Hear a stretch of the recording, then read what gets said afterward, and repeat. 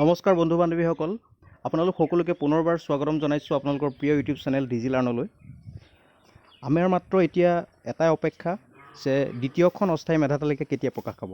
হয়, তো দ্বিতীয়খন অস্থায়ী মেধা তালিকা এইকেইদিনৰ ভিতৰতে যে প্ৰকাশ পাব আমি সেইটো অনুমান কৰিব পাৰিছোঁ। কিন্তু কিছু সংখ্যক লোকে কৈছিলে যে 20ৰ পৰা 25ৰ ভিতৰত প্ৰকাশ পাব, কিন্তু সেই ডেটটো পাৰ হৈ গৈছে, তেনেকৈ নহ'ল।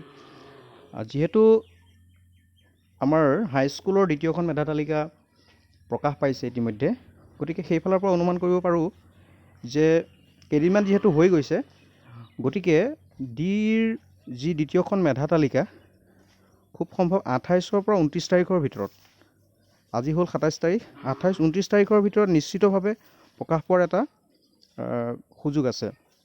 গতিকে আমাৰ অপেক্ষাৰো অন্ত পৰিব।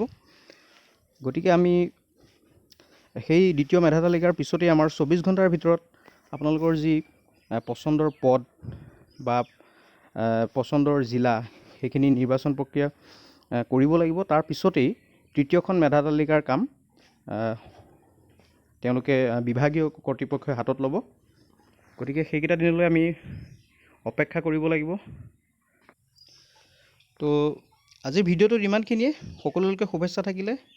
যিসকলৰ অলপ নম্বৰৰ কাৰণে প্ৰথম মেধা তালিকাত নাম অহা নাছিলে তেওঁলোকে নিশ্চিতভাৱে এইবাৰ আহিব, আৰু বাকী সকলোকো কওঁ তেওঁলোকেও একেবাৰে হতাশ নহ'ব, কাৰণ ইয়াৰ পিছত তৃতীয় মেধা তালিকা ওলাব, হয়তো চতুৰ্থ ওলাব পাৰে, নাইবা ফাইনেল মেৰিট লিষ্টটো প্ৰকাশ পাব পাৰে। গতিকে যিসকলৰ নাম নাহিব তেওঁলোকে হতাশ হ'ব নালাগে, পৰৱৰ্তী ফাইনেল মেৰিট লিষ্টলৈকে তেওঁলোকে বাট চাওক।